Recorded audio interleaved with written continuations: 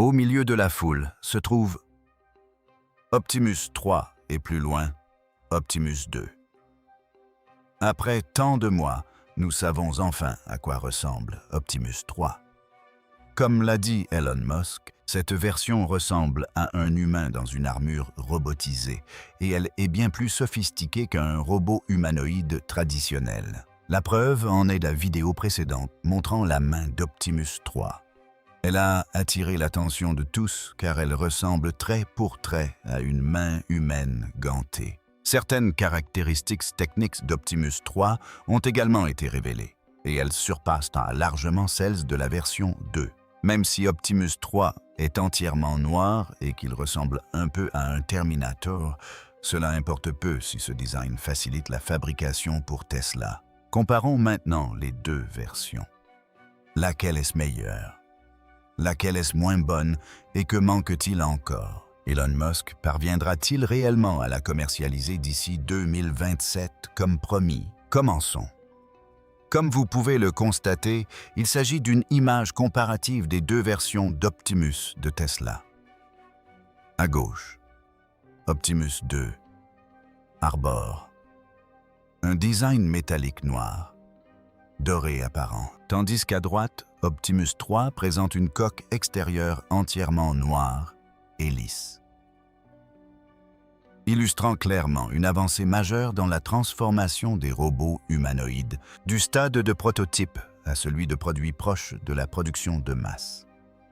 Cette évolution du design est encore plus flagrante si l'on compare Optimus à celui de 2021. D'accord. Optimus 2 conserve un style prototype typique.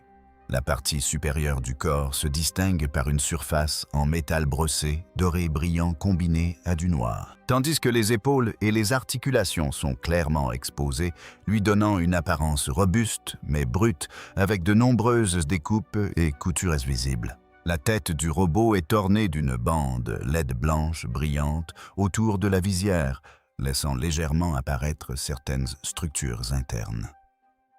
Cette conception lui confère un aspect high-tech, mais pas encore suffisamment sophistiqué pour un usage domestique ou en présence d'humains. À l'inverse, Optimus 3 adopte un design minimaliste et épuré, avec une coque extérieure noire et lisse recouvrant l'intégralité du corps, à la manière d'une combinaison intégrale dissimulant complètement les articulations et les composants mécaniques. Les épaules et les hanches sont plus arrondies et sa posture paraît plus naturelle, ce qui réduit l'impression de lourdeur tout en améliorant l'esthétique et la sécurité. L'an dernier, Elon Musk a admis que la production en série d'Optimus représentait un défi majeur et que Tesla avait donc besoin d'une conception permettant une fabrication efficace à grande échelle. Bien qu'Optimus 2 fût déjà très abouti, il n'était fondamentalement pas adapté à la production. Nous avons donc apporté des améliorations radicales à la conception d'Optimus tout en augmentant ses fonctionnalités et en le rendant réellement possible à fabriquer. Franchement, Optimus 2 est quasiment impossible à fabriquer. Comme vous pouvez le constater, Optimus se trouve au milieu d'une foule et sa taille est pratiquement comparable à celle d'un humain. Il y a quelques jours, Elon Musk a également confirmé sur Xbox One X que Optimus 3 est du même calibre que Raptor 3. Le Raptor 3 est le moteur fusée de dernière génération de SpaceX utilisé pour Starship. Il est largement considéré comme extrêmement avancé grâce à sa conception simplifiée et pourtant très efficace. En d'autres termes, Elon Musk encense l'Optimus 3, le qualifiant de chef-d'œuvre d'ingénierie, au même titre que l'un des moteurs fusées les plus performants au monde. C'est un compliment de taille de sa part, car il compare rarement quoi que ce soit au Raptor 3. Et sur la photo de la foule, on peut apercevoir des employés de Tesla portant des poules de Noël, ce qui suggère que la photo a été prise en décembre, ce qui signifie que la conception de l'Optimus 3 a probablement été finalisée à la fin de l'année dernière. En fait, cela pourrait même être plus tôt, car en septembre dernier, Elon Musk a déclaré que Tesla avait déjà finalisé la conception d'Optimus 3. Nous finalisons la conception d'Optimus version 3. et je pense que ce sera un robot vraiment remarquable. Il aura une dextérité manuelle comparable à celle d'un humain, c'est-à-dire une main très complexe. Mais ce qui nous intrigue vraiment, c'est pourquoi Tesla et Elon Musk n'ont toujours pas dévoilé officiellement l'Optimus 3. Ils avaient annoncé un lancement au premier trimestre et nous approchons de la fin du premier trimestre. Mais rien n'a bougé. Tesla se préparerait-elle à un événement majeur en avril? Au-delà du design, la main d'Optimus recèle visiblement quelques mystères. Sur les dernières images, elle n'a plus cet aspect mécanique. Au contraire, sa structure se rapproche considérablement de celle d'une main humaine.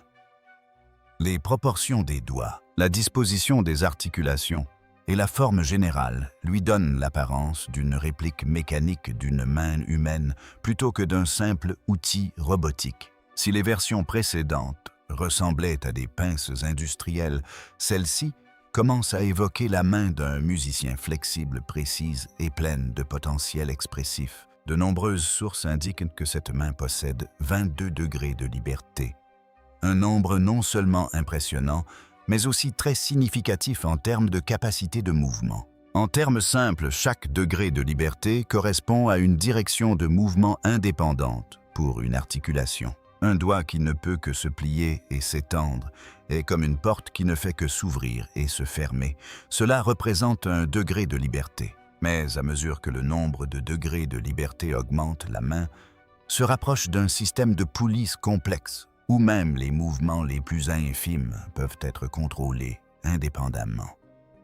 Ainsi, 22 degrés de liberté permettent à cette main d'effectuer une vaste gamme d'actions complexes qui imitent fidèlement les mouvements humains, allant de la préhension puissante aux manipulations les plus délicates. Cette évolution est encore plus évidente lorsqu'on la compare aux versions précédentes. En 2021, la main d'Optimus n'était qu'un prototype rudimentaire, avec environ 4 à 5 degrés de liberté, ressemblant plus à une simple pince qu'à une véritable main. En 2023, Optimus 2 avait atteint 11 degrés de liberté, un progrès considérable mais toujours insuffisant pour une dextérité véritablement naturelle. Aujourd'hui, Optimus 3 a quasiment opéré une transformation radicale, doublant ce nombre et le poussant à la frontière entre la machine et le vivant. Mais pourquoi est-ce important? Car dans le monde des robots humanoïdes, la main n'est pas un simple composant, c'est l'épreuve ultime. Un robot peut marcher et garder l'équilibre, mais si ses mains se limitent à une simple préhension, il ne s'agit encore que d'une démonstration impressionnante. En revanche, une main suffisamment perfectionnée peut transformer un robot de spectacle en une véritable machine fonctionnelle. Si vous avez besoin d'un robot pour vous occuper de vos enfants, promener le chien ou prendre soin de vos parents âgés, Optimus peut faire tout ça. Donc, c'est très excitant. Elon Musk a souligné que la prise en charge des personnes âgées devient rapidement l'un des problèmes les plus épineux de la société. Les gens vivent plus longtemps, les dépenses augmentent, et même si les familles aiment et s'inquiètent sincèrement pour leurs proches, entre les parents, les exigences professionnelles et les responsabilités quotidiennes, il est souvent impossible d'être toujours présent. De ce fait, de nombreuses personnes âgées se retrouvent à vivre seules, sans soutien constant, ni le sentiment de sécurité auquel elles ont droit. Dans ce contexte, le PDG de Tesla voit un énorme potentiel humanitaire dans un robot conçu spécifiquement pour les soins aux personnes âgées. Optimus ne se contenterait pas d'aider au déplacement, de rappeler aux utilisateurs de prendre leurs médicaments ou de détecter les chutes. Il pourrait aussi leur tenir compagnie, engager la conversation et contribuer à ce que les personnes âgées se sentent soutenues en sécurité et beaucoup moins seules au quotidien. Le système de contrôle d'Optimus Gen 3 n'est pas conçu spécifiquement pour la robotique. Il est directement dérivé du système FSD de Tesla. Lors du récent événement Terafab. Elon Musk a confirmé que Tesla Bot 3 utilisera la puce AI5 les générations futures, devant intégrer la AI6 potentiellement compatible avec Optimus 4 ou Optimus 5, comme il l'avait précédemment évoqué. Grâce à ces puces, Optimus pourra se localiser dans l'espace 3, de reconnaître des milliers d'objets et prendre des décisions de mouvement quasi instantanées. Au lieu de programmer le robot à l'aide de scripts fixes, comme le font les méthodes traditionnelles, Tesla adopte une approche radicalement différente, en considérant Optimus comme une voiture sur pattes. Cela signifie que le robot ne suit pas des instructions rigides, mais fonctionne plutôt grâce à un réseau neuronal de bout en bout, capable d'apprendre en observant les humains par le biais de vidéos, de la même manière qu'un enfant découvre le monde. Cependant, aussi puissante soit-elle, l'intelligence devient inutile sans suffisamment d'énergie pour la maintenir. C'est là que le défi des batteries se complexifie considérablement par rapport aux véhicules électriques. Bien que Tesla possède une vaste expérience en la matière, les robots humanoïdes posent un problème totalement différent. Ils doivent non seulement se déplacer, mais aussi alimenter en continu des dizaines de moteurs articulaires simultanément dans un espace extrêmement restreint. C'est comme courir avec un lourd sac à dos. Plus le sac est lourd, plus on dépense d'énergie et plus on s'épuise vite. Les robots sont confrontés à un cycle de consommation similaire. Une batterie plus grande permet une plus grande autonomie, mais elle consomme aussi plus d'énergie pour maintenir l'équilibre et se déplacer, ce qui, en retour, vide la batterie encore plus rapidement. Il s'agit d'un problème d'optimisation extrêmement complexe. Pour le résoudre, Tesla a opté pour une approche non conventionnelle. Au lieu d'utiliser des batteries LFP économiques comme de nombreuses autres entreprises, la marque aurait noué un partenariat avec LG Energy Solutions et équipé l'Optimus Gen 3 de batteries ternaires, NMC, un type de batterie à densité énergétique nettement supérieure. Bien entendu, ces informations proviennent de fuites et n'ont pas été confirmées officiellement par Tesla, mais elles semblent tout à fait plausibles. Les batteries NMC sont généralement bien adaptées aux robots humanoïdes, car elles sont plus compactes tout en stockant plus d'énergie utilisable par unité de poids. En termes de spécifications, la batterie Optimus Gen 3 a une capacité d'environ 3 kWh, soit une augmentation par rapport aux 2 kWh de la génération précédente. Cette mise à niveau permet au robot de fonctionner en continu pendant environ 7 heures du moins, selon ce qu'Elon Musk a précédemment indiqué.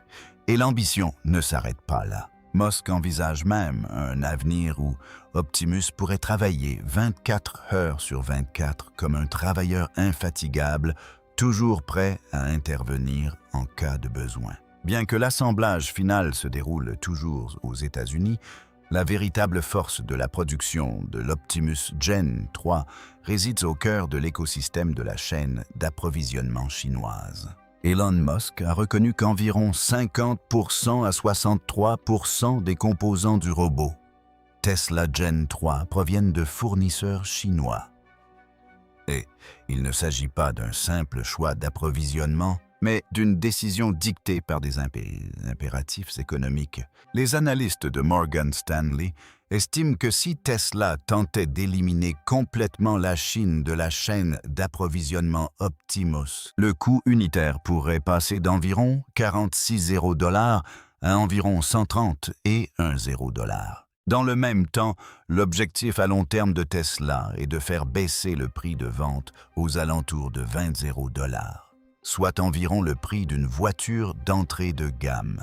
C'est en s'appuyant sur le réseau de robotique industrielle très développé de la Chine que cette compression des prix devient envisageable. On pourrait potentiellement réduire les coûts jusqu'à 5 fois par rapport à une production entièrement réalisée aux États-Unis.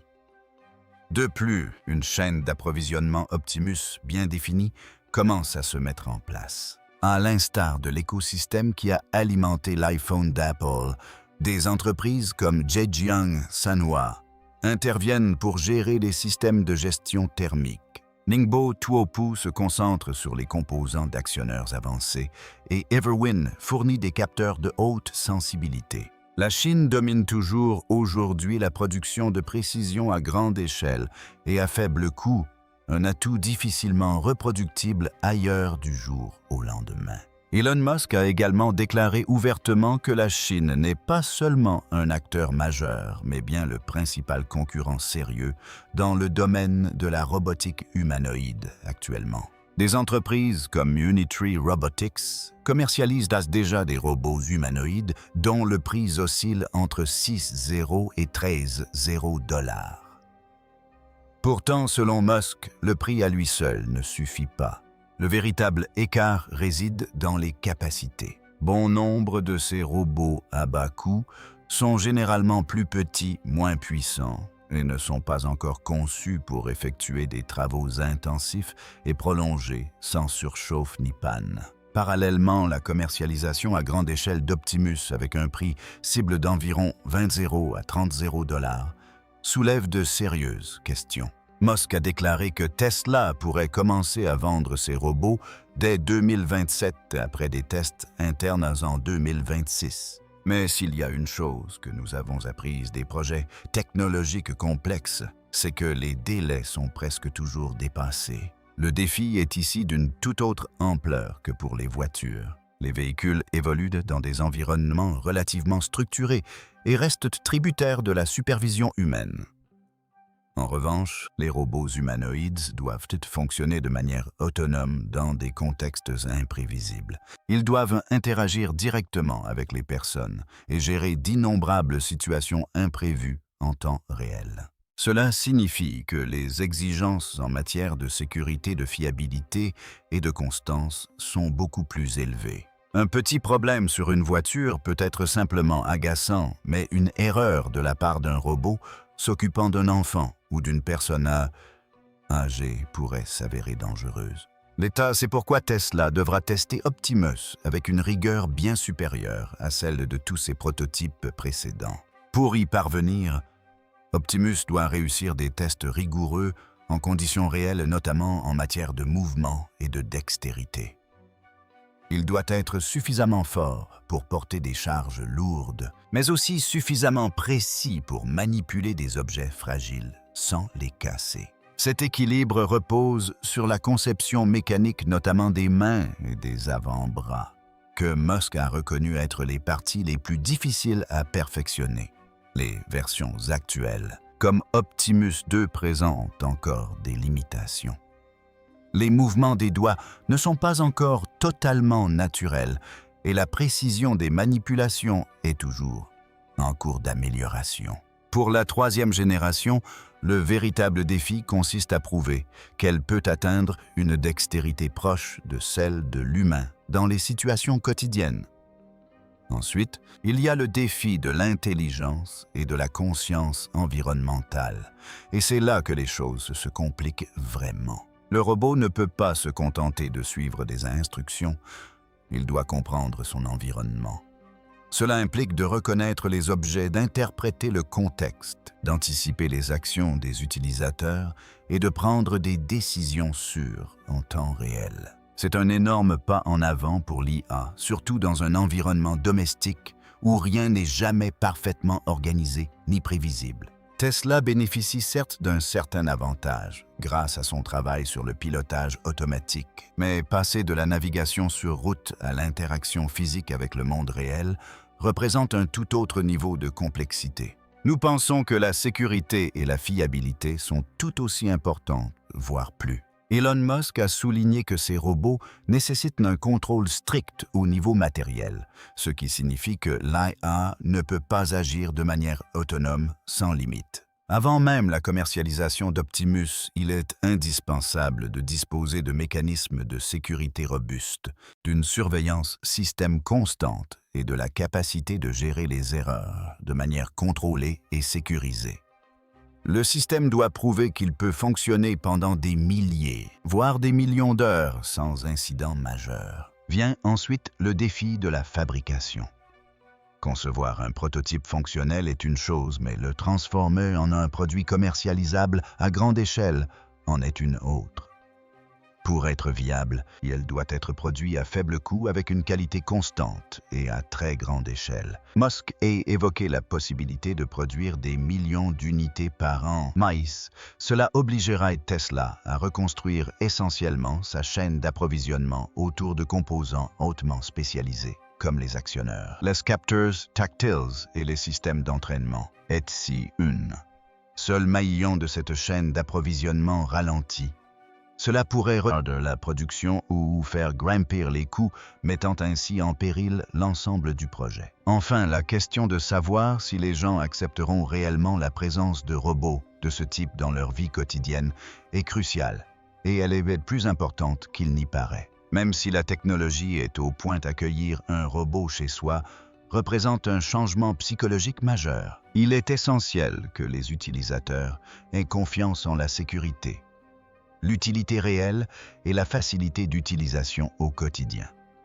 Par ailleurs, les inquiétudes liées aux pertes d'emploi, à la protection de la vie privée, voire aux dérives de l'IA persistantes.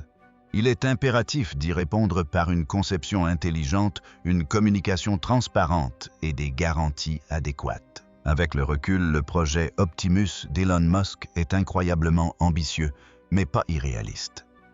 Tesla possède des atouts considérables, une intégration verticale poussée, une capacité à développer une véritable expérience à grande échelle et une solide expertise en intelligence artificielle. Cela dit, il restait un grand écart entre un prototype fonctionnel et un produit commercialisable, en masse.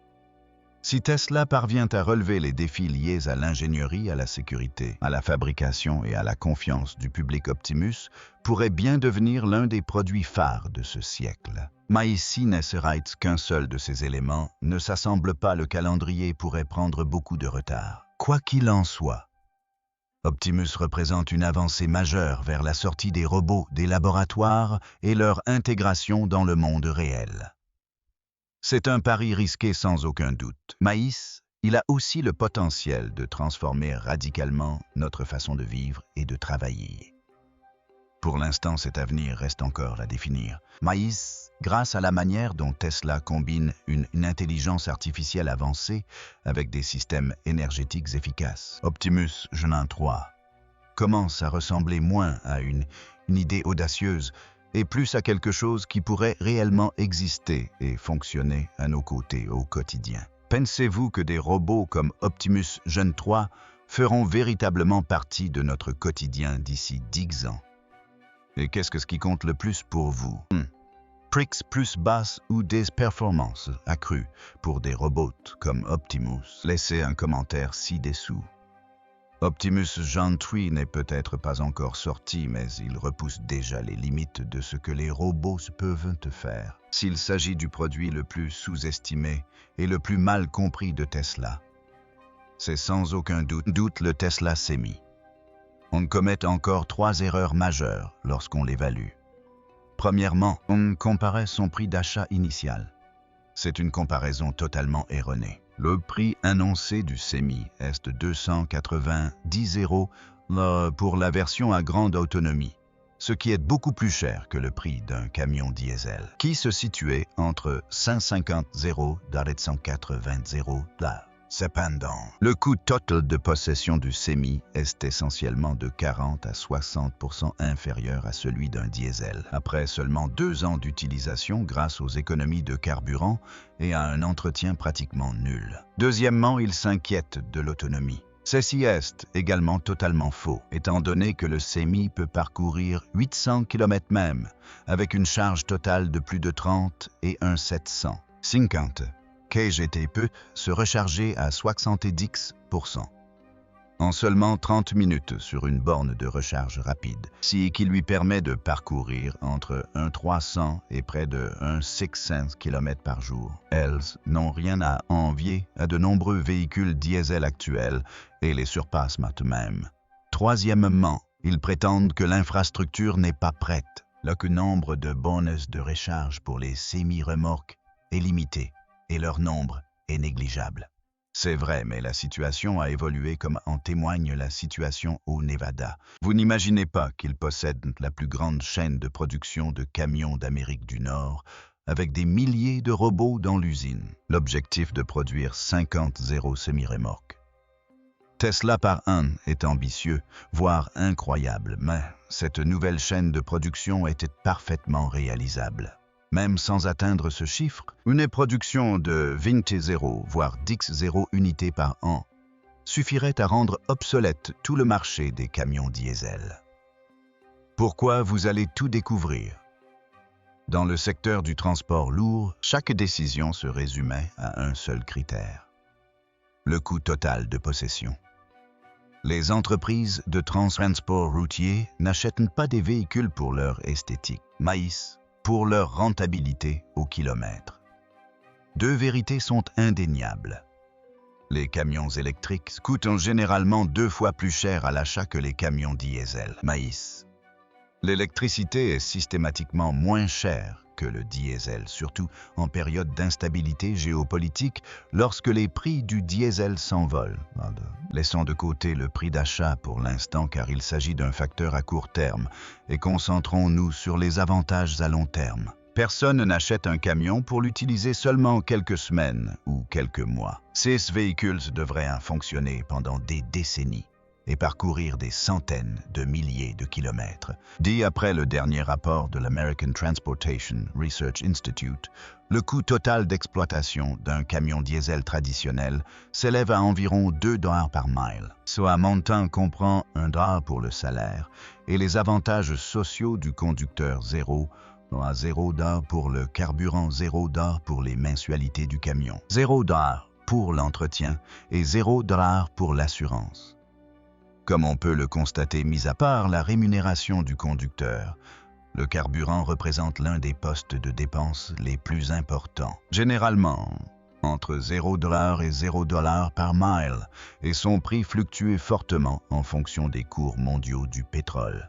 Les tensions géopolitiques actuelles, telles que les relations entre les États-Unis et l'Iran et les conflits au Moyen-Orient, ont fait grimper les prix du diesel à des niveaux records depuis plusieurs années. Le prix moyen national actuel aux États-Unis se situe entre 5 et $5 le gallon. En Californie, les prix de l'essence ont atteint des niveaux records, dépassant les 7 à $7 le gallon. C'est précisément pourquoi de nombreuses grandes entreprises de transport routier envisagent sérieusement de passer aux camions électriques, comme le Tesla Semi, dont la consommation énergétique réelle se situe entre 1 et 1 kWh par mile, selon la charge et les conditions de conduite, avec un prix moyen de l'électricité industrielle aux États-Unis oscillant entre 0 et $0 par kWh.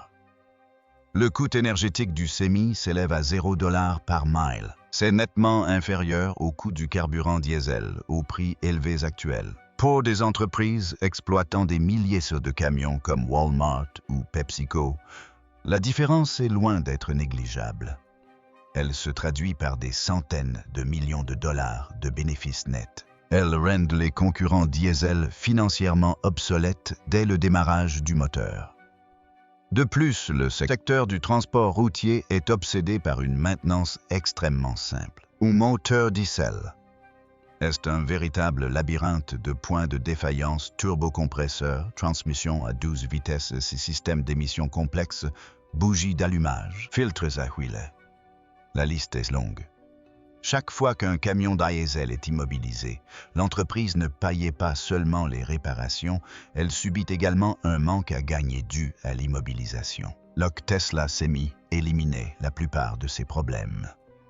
Il est dépourvu de transmission à plusieurs vitesses de système d'échappement et surtout, il utilise le freinage régénératif. Un camion diesel transportant 36 tonnes en descente sollicitait énormément les plaquettes de frein. Avec le Semi, le moteur électrique ralentit le véhicule tout en rechargeant la batterie, ce qui réduit considérablement l'usure des freins. Les données issues des flottes pilotes montrent que les coûts d'entretien courant du Semi sont environ 50% inférieurs à ceux des camions diesel. Lorsque votre véhicule est opérationnel 95% de l'année, au lieu de 80%, vous obtenez un avantage concurrentiel décisif. Par le passé, le temps de recharge constituait un autre obstacle majeur pour les camions électriques. Tesla a résolu ce problème de manière très pratique grâce à son système de méga-chargeur de 1 MW. La réglementation américaine impose aux conducteurs une pause de 30 minutes toutes les 8 heures de conduite. Le Tesla Semi-Put Recharger jusqu'à 70% de sa batterie durant ces mêmes 30 minutes. L'autonomie n'est donc plus un véritable frein. Le camion fonctionne pendant que le conducteur travaille et se recharge pendant ses pauses conformément à la loi, optimisant ainsi son temps.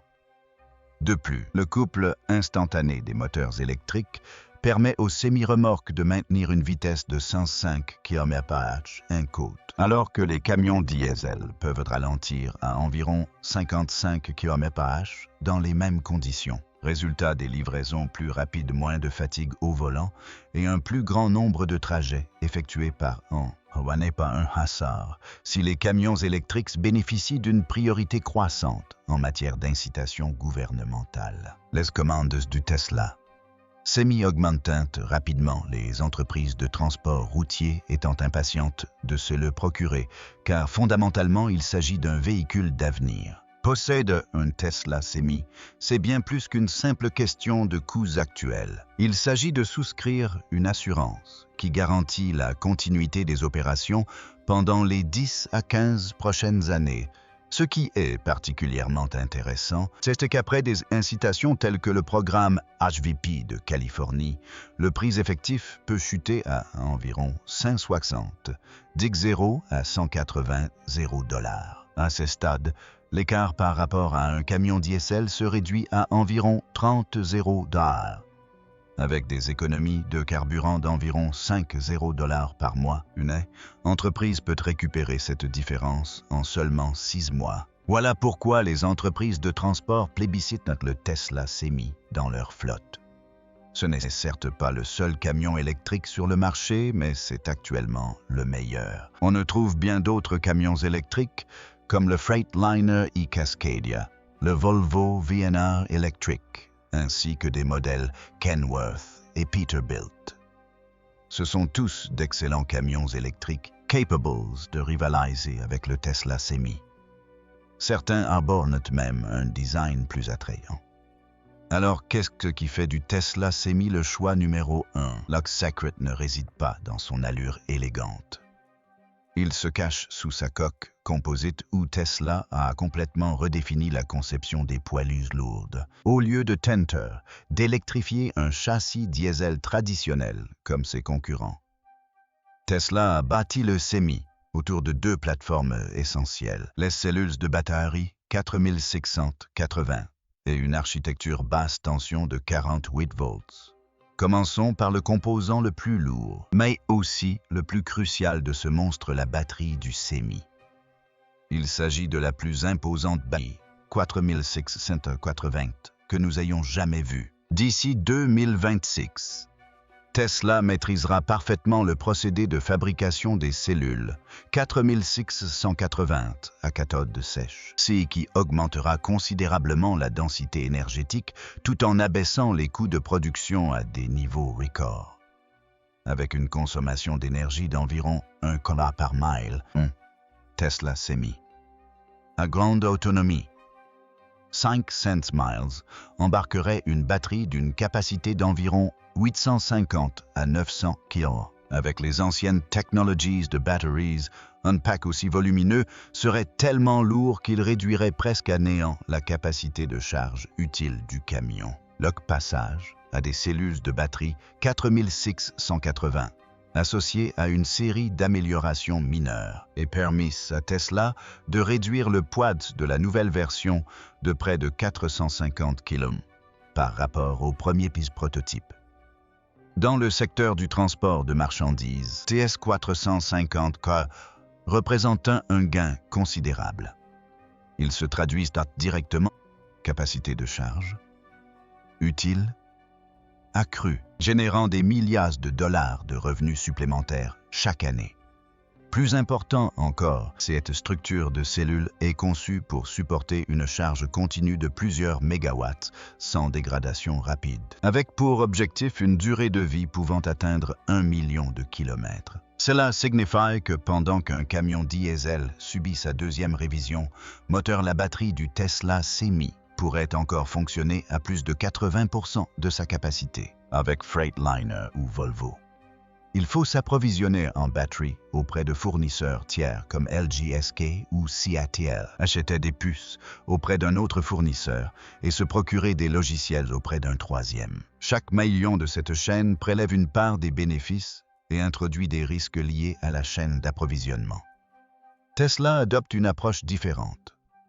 À la Gigafactory, Nevada, 480 cellules de batterie sont produites juste à côté de la chaîne d'assemblage des semi-remorques, les puces de traitement de l'IA, le logiciel de gestion des batteries et même les moteurs électriques à gain en carbone, qui permettent aux semi-remorques d'atteindre une puissance de 800 kW, plus de 1,0 chevaux, sont tous conçus et fabriqués en interne par Tesla. Ce haut niveau d'intégration verticale permet à Tesla d'optimiser l'efficacité au watt près.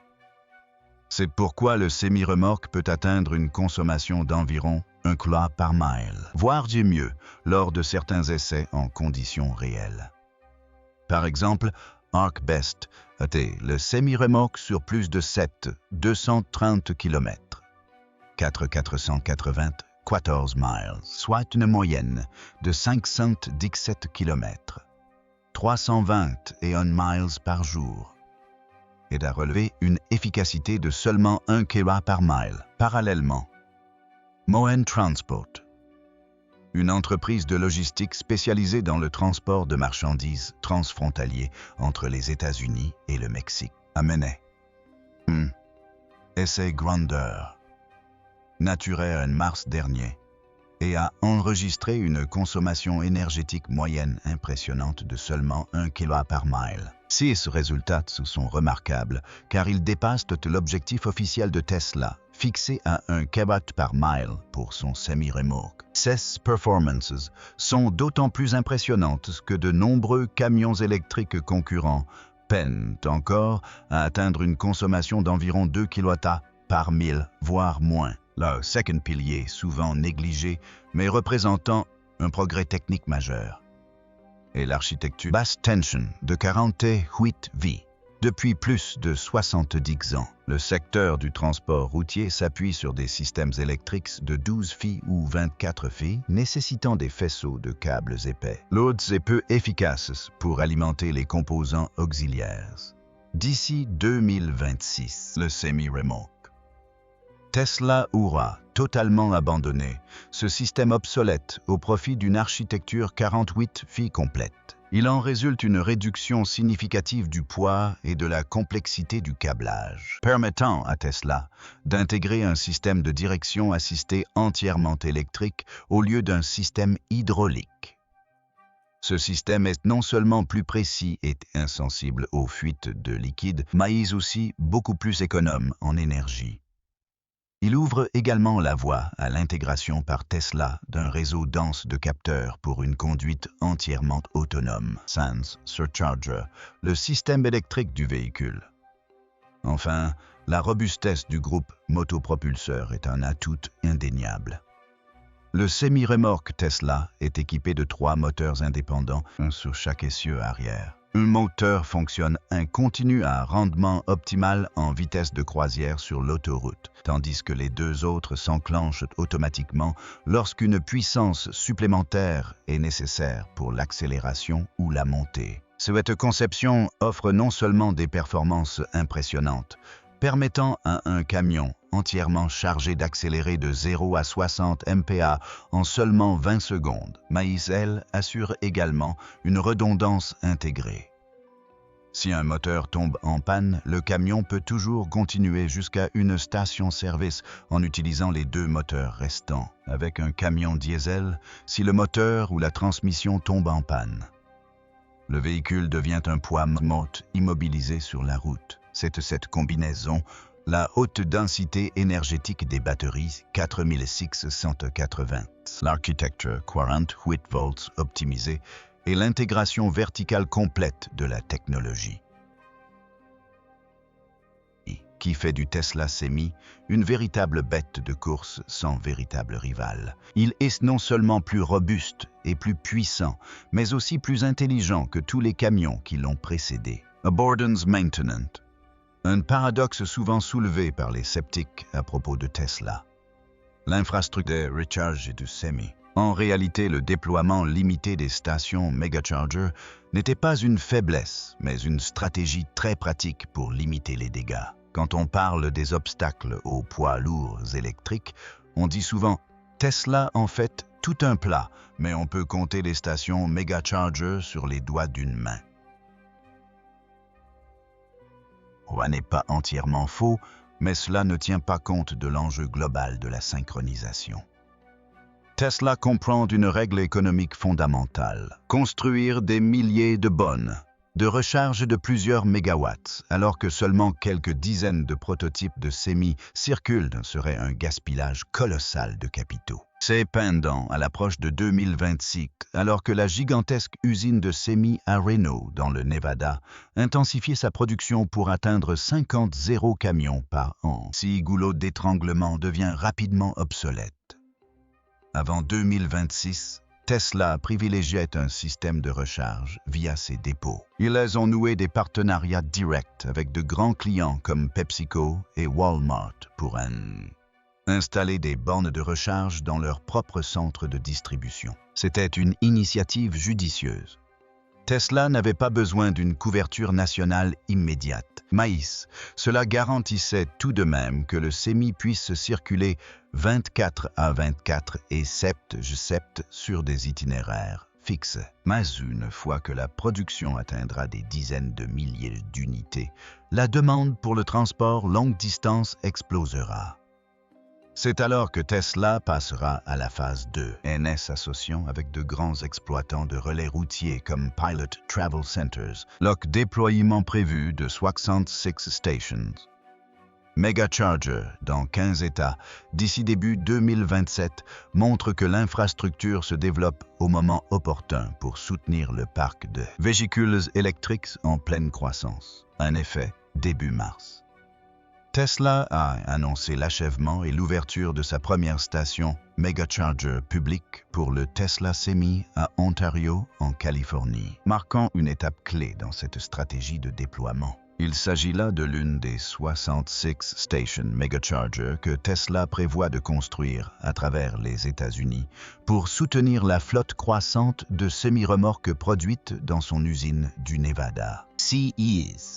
Megacharger peuvent fournir jusqu'à 1 mAh de puissance, permettant à un Tesla Semi de recharger jusqu'à 60% de sa batterie en seulement 30 minutes. Tesla a choisi l'Ontario pour implanter cette station Megacharger en raison de sa situation stratégique au sein de l'un des corridors de fret les plus fréquentés au monde, à la jonction des autoroutes Interstate 10 et Interstate 15 près de Los Angeles. Cela en fait un maillon essentiel du vaste réseau logistique. Jusqu'à présent, le logiciel de conduite entièrement autonome de Tesla pour le Semi a réalisé des progrès considérables. Des millions de kilomètres de données réelles ont été collectés auprès d'exploitants de flotte comme PepsiCo. Comme vous pouvez le constater, des caméras supplémentaires ont été intégrées autour des rétroviseurs et le long des deux côtés du Semi, afin d'améliorer encore ses capacités de conduite autonome. Même sans atteindre une autonomie complète, la conduite entièrement autonome du Semi peut fonctionner sous supervision. Cela signifie que le conducteur n'a besoin que de rester dans la cabine pour surveiller le système, le camion prenant en charge la majeure partie de la conduite. Grâce à cette fonctionnalité, la fatigue des conducteurs pourrait être réduite d'environ 30%. Le nombre d'accidents pourrait diminuer et l'efficacité du maintien dans la voie serait considérablement améliorée. Il n'est pas exagéré de dire que l'intégration de la conduite entièrement autonome FSD au Semi pourrait bouleverser les marges bénéficiaires de l'ensemble du secteur de la logistique. C'est pourquoi le Semi représente véritablement la fin des camions diesel. Ce changement ne se fera pas du jour au lendemain, mais il est inévitable à terme. Ses avantages économiques considérables, son matériel de pointe, son infrastructure de méga-chargeurs intelligente et son potentiel d'autonomie quasi illimité font du Tesla Semi un véritable acteur de rupture. Les camions diesel bruyants et polluants seront progressivement retirés du service. C'est pour aujourd'hui. Que pensez-vous du Tesla Semi et de ses avantages par rapport aux camions diesel? Laissez un commentaire ci-dessous. Merci d'avoir regardé et à bientôt.